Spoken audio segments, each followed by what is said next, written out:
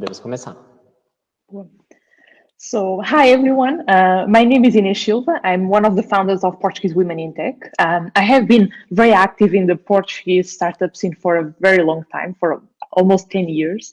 And I've done a lot of different projects. I've run accelerators, pre-accelerators. I also work for the government. Now I run my own consultancy firm, and on the side, I have this organization called Portuguese Women in Tech. Thank you very much, Levagun and Startup Portugal, for inviting me to share a little bit about the work that we have been doing, and also about like this report that I have here that we did last year about the Portuguese tech scene and about the women in the Portuguese tech scene. But before going to the report, I would like to share with you a little bit of the work that we have been doing at Portuguese Women in Tech. So, as I mentioned before, in 2016, together with a friend of mine, Liliana Castro, we decided to launch this initiative as a way to showcase the women of the Portuguese startup scene. So, to give you an overview, like this was 2016, there were already a lot of different initiatives in the Portuguese startup scene that worked with women and work with women in technology, but we wanted to do something a little bit different. So we wanted to make sure that for the people that would come to Portugal because of the Web Summit, and also for the people that were working in the Portuguese tech scene, we could give some visibility to the women that every day were building some of the products that we all were using, but a lot of times we didn't see the women that were behind those products. So we started our website just like showcasing these women and also telling the story about what they were doing. But we soon realized that we wanted to do more. I think both Lilian and I, we are very entrepreneurial, and we saw that there was so much need for us to do something to, on one hand, make sure that we could bring and attract more women to technology, as technology is one of the areas where we are seeing the biggest growth, biggest potential, and creation of wealth, but only 40% of the professionals working in technology are actually women in Portugal. And on the other hand, we also wanted to not only give visibility to these women, but we also wanted to make sure that those women that were already working in technology could have access to tools and training and other initiatives that could help them grow in their careers.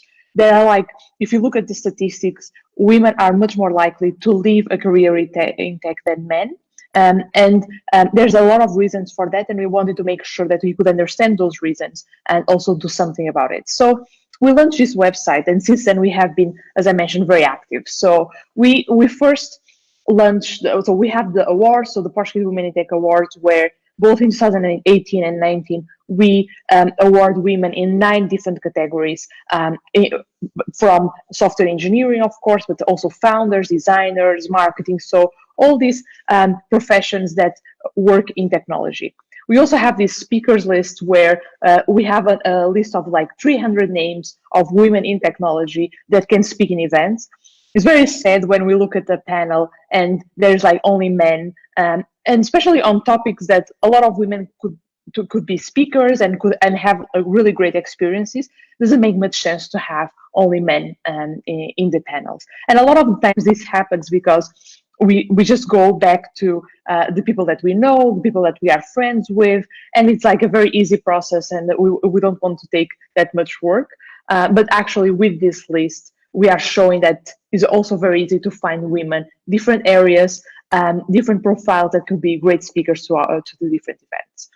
We launched 2 booklets. So with Scale Up Port and then with EDP, we wanted to show what does it mean to be a women in technology, and to use those women in technology as role models for the younger generation. So we end up distributing these booklets in schools and talking a lot about what does it mean to be a woman in technology. I go to events, and I do a lot of talks in schools around the country, and it's very common for me to ask who does know women in technology, and most of the times no one knows. So it's very hard for you to pick a profession or a job if you don't know anyone that does that job, and if you don't know anyone that does that job that looks more or less like you.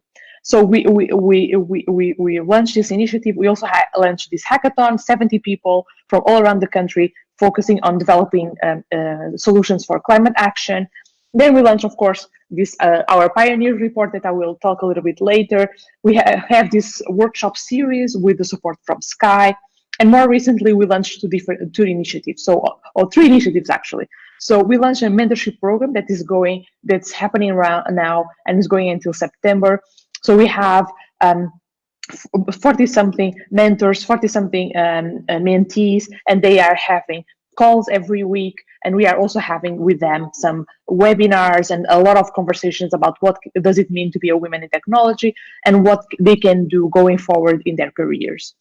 We also launched a book club. So we are all at home, and there's like so much great content out there. And I think some of that great content is actually in books. So why don't we come together as a group, basically, and so we can read about like what does it mean again to be a woman in technology, and a lot of like these like movements that we are seeing. So about women in the workplace. So I actually invite you to register. The registrations are still open, so feel free to do so. And actually, last week we ended up like doing 5 webinars again with women in technology, targeted at students, just to showcase like what does it mean, what is the day-to-day work of someone that works in technology. So again, as you can see, our initiatives are very much focused on visibility of the women that work in technology, creating tools like the book, the speakers list, sorry, and the hackathons and the pioneer report to give these women more like skills and opportunities to in the area, and then of course making sure that we keep attracting more women to technology. The statistics are not very they are interesting, but they are not very happy. So if you look at Portugal, it ranks #1 in terms of OECD countries, in terms of like women that study STEM. The problem is like most of these women are actually studying science and not technology. But which is great, I think, to have so many women studying STEM. But it would be even better to have also women in technology, again, because this is an area of a lot of potential, a lot of growth. So if you want to reduce the gender gap and the gender pay gap specifically, we really need to have more women in this area that is creating more jobs and also opportunities. And then here are some of the pictures of our events that we launched. This was the launch of the Pioneer Report. And now actually I want to talk to you a little bit about this, the report. So we did this report in collaboration with Polar Insight and was powered by Deloitte and with the support from OutSystems. And basically this report was for the first time we end up like studying first, who are the Portuguese women in technology? What opportunities and barriers do they face at work? And how can we minimize those barriers and that are preventing more women to pursue a career in technology? We wanted to try to answer these questions, just to make sure that we, on one hand, help ourselves in the work that we are doing, so we can launch initiatives that are more in line with the specific needs of women in technology. Also because we were all a little bit tired of using numbers and statistics from a reality, usually the reality of the US and not necessarily our reality. And also because we want to help policymakers, civil society organizations, teaching institutions, and others to make sure that they can make more informed decisions about this. So I actually selected like a few examples, of few ideas about like about the study. I really advise you to go to our website and download the Pioneer report in Portuguese and English. So we have it in both language, so you can explore it a little bit. And please feel free also to email me or email us at Portuguese Women in Tech. Ask us question in our Facebook page, that we are very happy to answer about.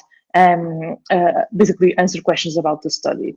And so one of the things that we wanted to understand is like what makes women quit their job.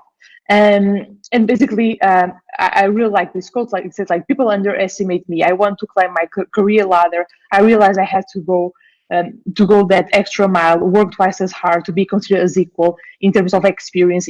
It's just something I feel.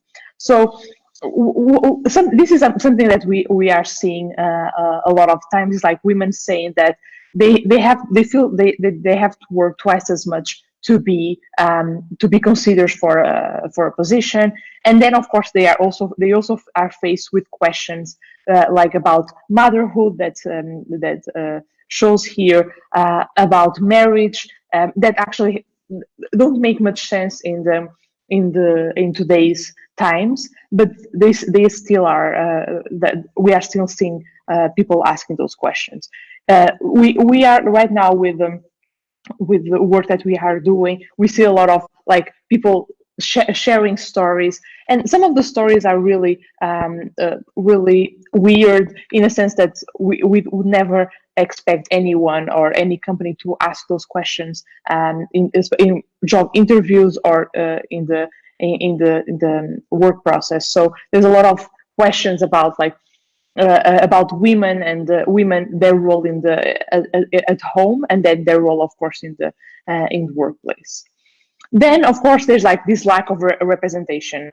So basically, as I mentioned, 39% of the responders of this study, and it's important to say, like, we have more than 500 answers to this questionnaire, and we interview. So we have in-depth interviews. So the Polar Insight team that did an amazing job with this, they had in-depth interviews with 25 women. So we really were able to get a lot of information about like the women that work in this field. And as I was mentioned, 39% of the respondents say that they study in classes with only 2 women or less for every 10 men. And this is something that is very common. So people sometimes being the only one in a class of 50 or even 100 people, and this happens still today. And then 50% of the respondents said that they work in departments with only 2 women or less for every 10 men. Of course, like if this happened in school, of course, like it will happen in the companies. And then, as I mentioned, 10% of the workers are the only women in their departments. Again, in terms of lack of representation, so we have some quotes here, and I think they really show what these people are feeling. So, as a startup founder, the other co-founder and I are the same age, and people only ask if he was the CEO. So this is the CEO of a startup company based in Portugal, and what she's saying is like, when they go to meetings, they always think that the guy is the CEO. Again, this we have these project managers. They say like, I feel that when the technical opinion comes from a woman, if it isn't validated, oftentimes her opinion isn't taken seriously. So there's still a lot of unconscious bias, and this is something that we have been working a lot. Portuguese Women in Tech is like, what can we do to make sure that people have conscious of those unconscious bias? And unconscious bias is the fact that growing up, we have a few ideas about who the other people are, what kind of jobs are for who, and these are completely unconscious, but they still inform a lot of like our decisions and our actions and reactions over usually during the days. So as you can see here, 78% have heard sexist or rude remarks, jokes, or gestures. 74% have heard assumptions related to their career or personal interests based on the fact that they are women. 72% have been ignored until a man said that the same thing they have been saying all along. I think when we look at these numbers, it's very shocking because like they are very high, and a lot of people feel a little bit, they don't believe that they are real. But there are a lot of studies, and you can find them easily online, that show that, for example, when the same pitch is done by a man and a woman, exactly the same company, exactly the same pitch, it's last time I saw it like the guy is 60% more likely to get investment than the woman. So 60%, same pitch, same words, just the fact that is a woman or a man making the pitch really have an impact. So as you can see, these are things that are very ingrained in our lives. So we have to be careful, and we need to understand them. But also, I think the important thing is like, how can we build organizations in Portugal that are more inclusive?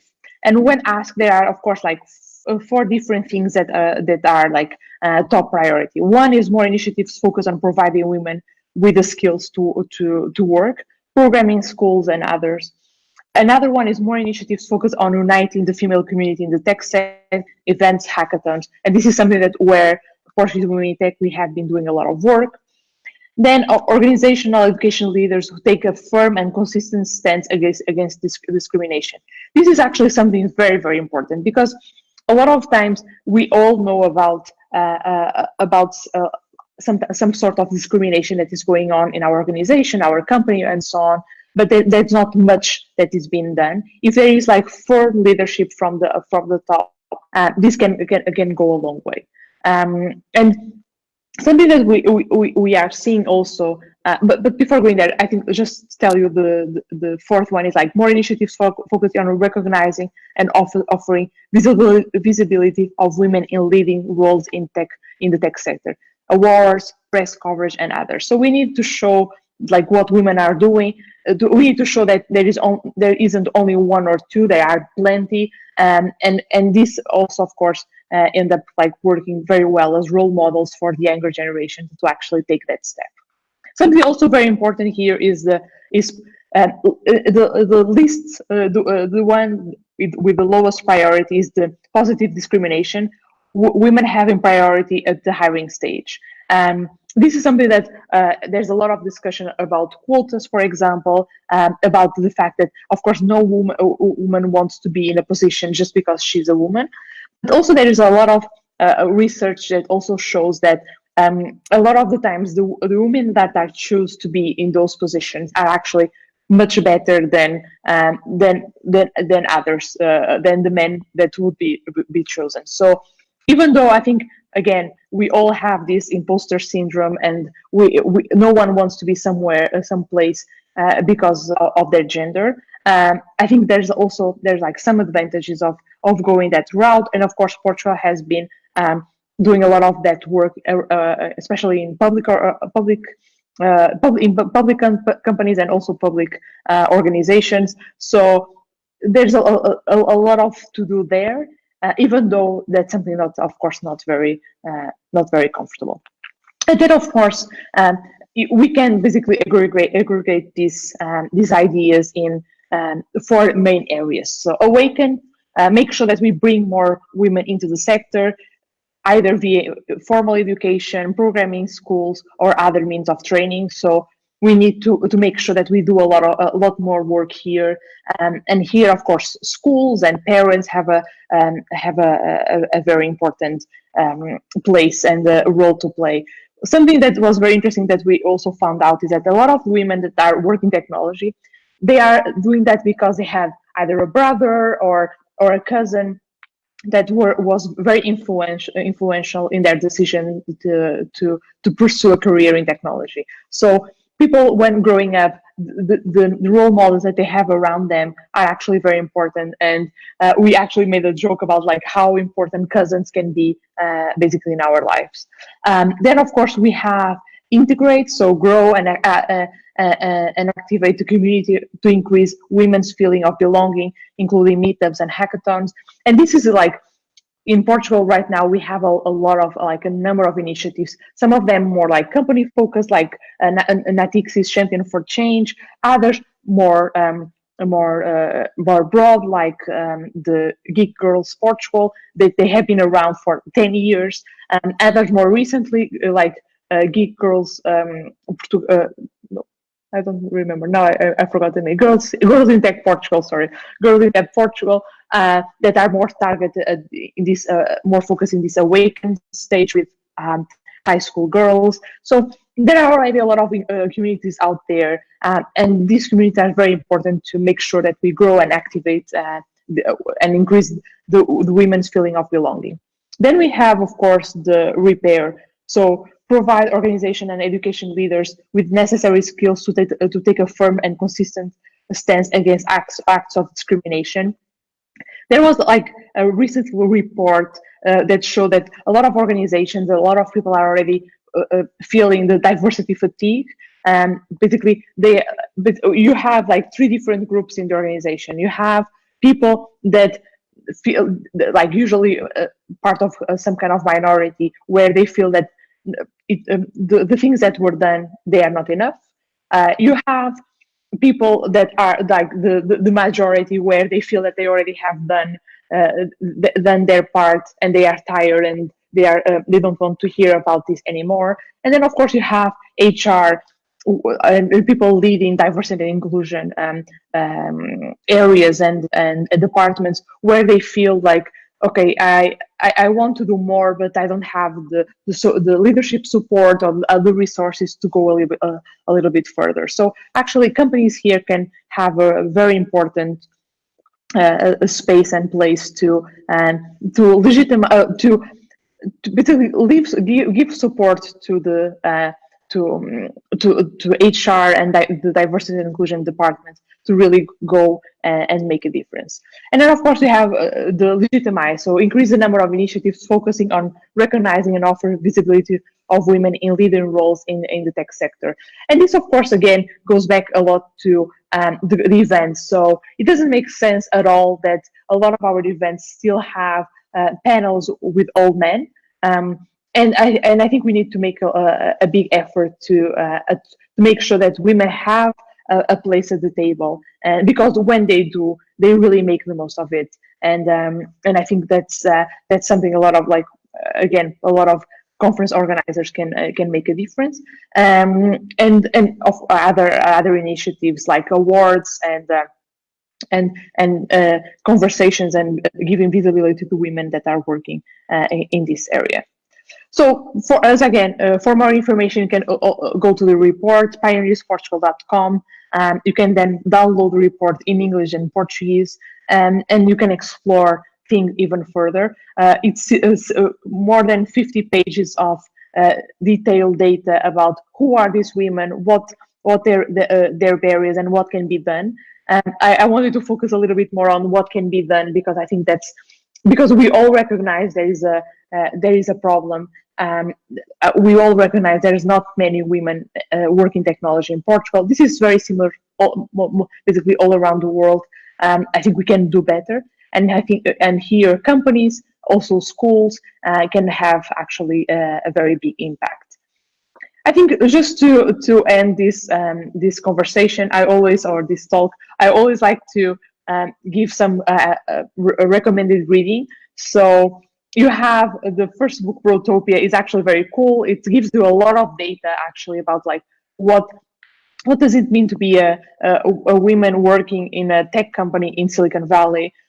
This is a very interesting book. Then you have What Works, Gender Equality by Design. This is about like how can we design incentives systems so we can make sure that we have more women in technology.